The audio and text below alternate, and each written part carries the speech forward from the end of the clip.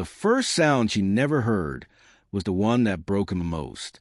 When the doctor gently shook his head, and the room fell into a silence heavier than grief, the billionaire realized for the first time in his life that all the money in the world could not buy what he wanted most.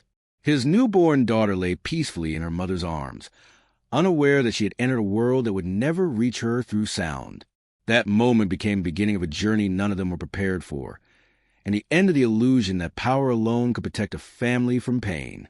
If you believe in kindness and quiet heroes, and in second chances that arrive from the most unexpected places, take a moment now to like, comment, share, and subscribe to this channel if you believe in kindness quests second chances. Stories like this remind us why humanity still matters. Ethan Whitmore was one of the most powerful men in the United States, a technology magnate whose name appeared on magazine covers and business headlines. His life was built on precision, control, and relentless ambition. But the day his daughter Lily was born deaf, something in him fractured. He tried to hide it behind confidence and solutions.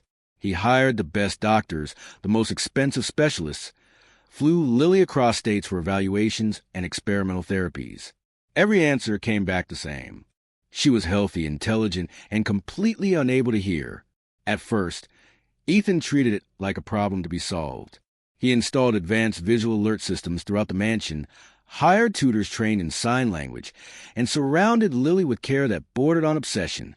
Yet despite all of it, he could not escape the feeling that his daughter lived behind an invisible wall he could never cross. Lily grew into a quiet child with expressive eyes, learning to read lips and communicate with her hands, sensing far more than people realized. But she also sensed distance, especially from her father. Ethan loved her deeply, but his frustration showed in small ways. He worked longer hours, avoided moments where he felt helpless, convinced himself that providing perfection was enough. Lily's mother, Grace, tried to bridge the emotional gap, reminding him that Lily needed presence more than solutions. But even Grace struggled under the weight of constant disappointment and unspoken fear about Lily's future. The mansion itself was always spotless, maintained by a small army of staff who rarely drew attention to themselves. Among them was Samuel Brooks, an older janitor who had worked there for years. He arrived before dawn and left after sunset, quiet, respectful, almost invisible. Few knew much about him beyond his reliability and gentle demeanor. What no one knew was that Samuel had once lived a very different life. Samuel had been born to deaf parents in a small Midwestern town. Sign language was his first language. Sound had come later. He grew up navigating two worlds, learning early how much could be communicated without a single word. Life had not been kind to him either. A failed business, the loss of his wife, and years of financial struggle had reduced his life to survival. The janitor job was not where he imagined ending up, but it gave him dignity. From the moment Lily was old enough to wander the halls, Samuel noticed her. He saw how she watched people instead of listening, how her eyes followed vibrations and movement. He recognized the subtle loneliness that came from being surrounded by people who loved you but did not fully understand you. Sometimes, as he cleaned the long corridors, he would catch Lily watching him curiously as his hands moved in practice patterns while organizing supplies. One winter afternoon, as a snowstorm blanketed the estate and most of the staff had left early, Lily sat alone in the large indoor garden. She was drawing shapes in a notebook, her small face serious and focused. Samuel was nearby, sweeping quietly. He noticed her frustration, the way she erased lines over and over. Something inside him stirred. He paused, then gently reached into his pocket and pulled out a small, worn object he always carried. It was a simple, hand-carved wooden bird, smooth from years of being held, its wings slightly uneven, its shape imperfect but full of care. He placed it on the table where Lily could see it and slowly moved his hands in familiar motion. Lily froze. Her eyes widened. For the first time, someone in this house was speaking her language without needing to be told, not through lessons or obligation, but naturally, fluently. Her hands trembled as she responded, unsure at first, then growing more confident. In that silent exchange, something extraordinary happened. Lily smiled in a way she never had before. Ethan saw them from the doorway. At first, his reaction was anger. Rules existed for a reason.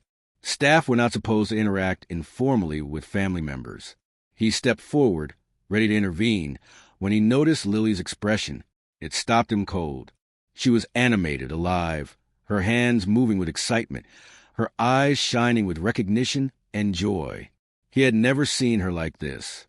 Samuel noticed Ethan and immediately stepped back, lowering his gaze, ready for reprimand. But Ethan didn't speak. He watched as Lily gently picked up the wooden bird, tracing its shape, then looked back at Samuel with gratitude that needed no sound. Later that night, Ethan couldn't sleep. The image of his daughter's face replayed over and over.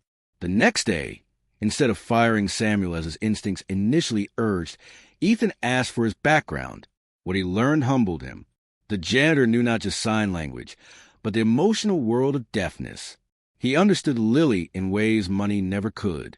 Ethan made a decision that would quietly change everything.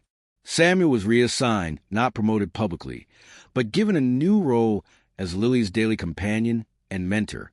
He helped her develop confidence, taught her stories through motion, showed her that silence was not emptiness. Lily flourished. Her teachers noticed improvements in her focus and emotional expression. Grace cried the first time Lily signed a full sentence without hesitation. And Ethan changed too. He began learning sign language seriously, not as a skill, but as a bridge. He spent evenings sitting with Lily and Samuel, listening with his eyes, learning to slow down, to feel instead of control. He realized how much of life he had missed while chasing dominance instead of connection. Years passed. Lily grew into a confident teenager, advocating for accessibility and inclusion, her voice strong even without sound.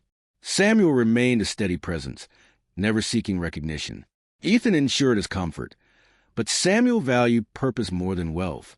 If this story has touched your heart, if it reminded you that the greatest miracles often come from humility and kindness, please take a moment now to share, and engage with this video so others can feel this message too. Before the ending, we have one special request. Please comment the word hope if you believe that compassion can come from the quietest places.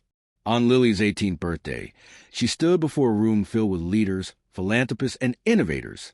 She signed her speech confidently as an interpreter voiced her words. She spoke about silence, about being unseen, about the janitor who spoke to her when no one else truly did. The room fell silent again, but this time it was filled with